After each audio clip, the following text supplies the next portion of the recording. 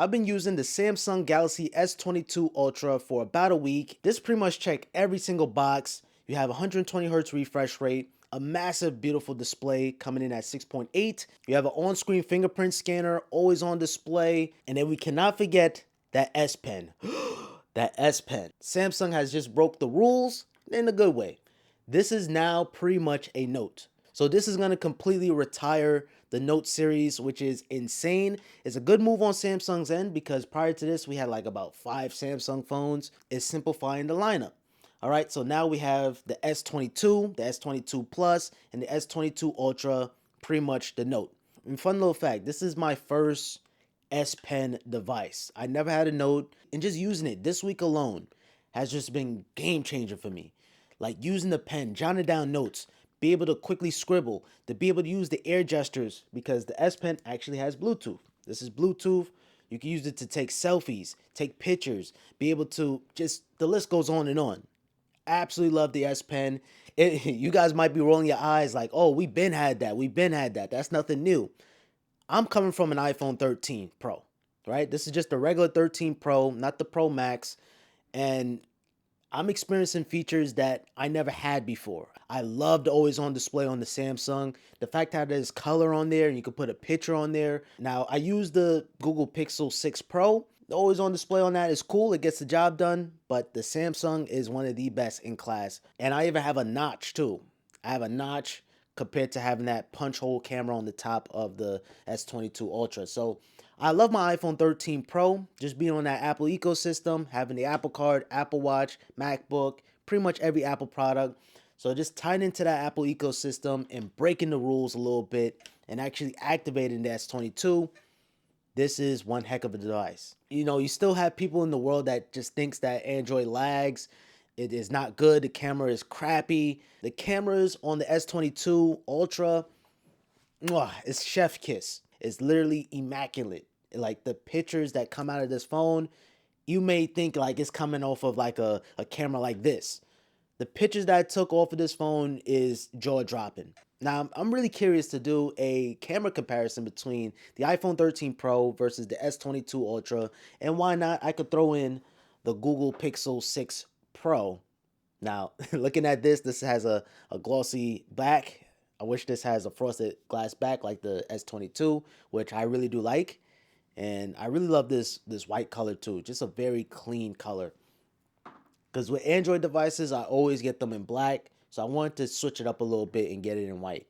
Now, one thing that's weird, on the back of the phone, it shows the IMEI number. So I'm going to have to be very careful not to show that.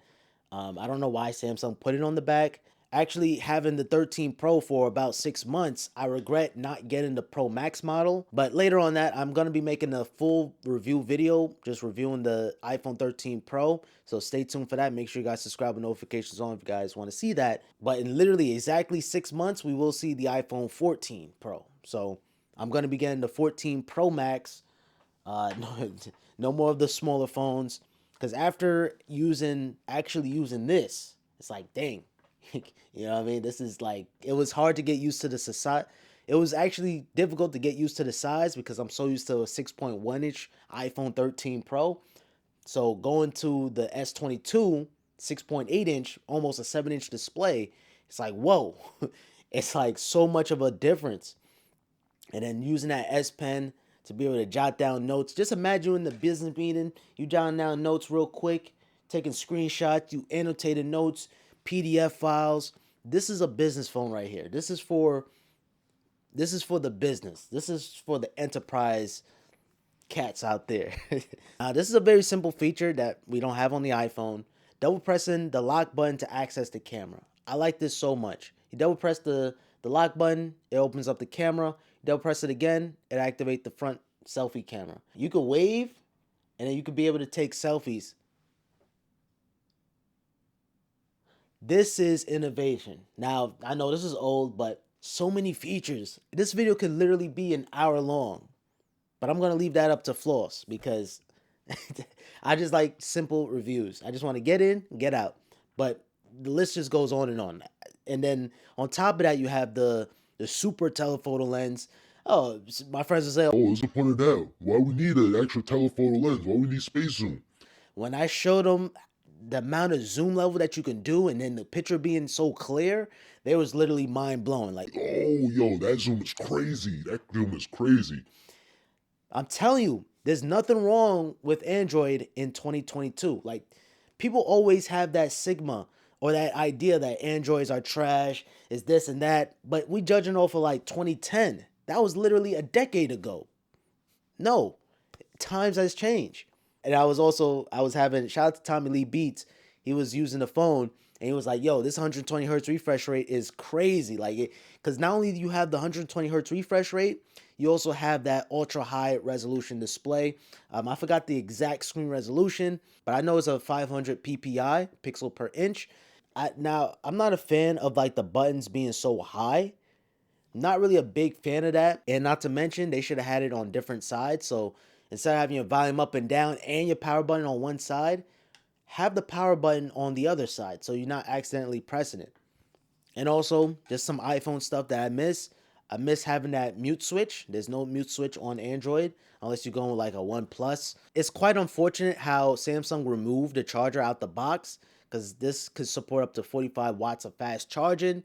Now, I ordered that. I'm going to be doing a charge test. I love doing charge tests and actually seeing how fast devices can charge.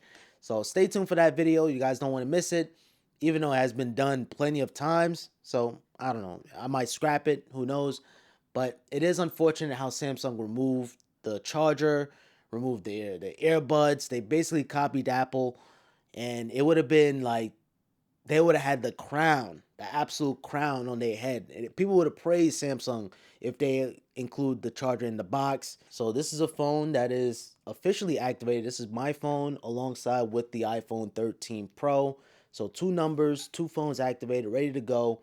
And just so far, first impressions, the Samsung Galaxy S22 Ultra is the best phone that I ever had in a while.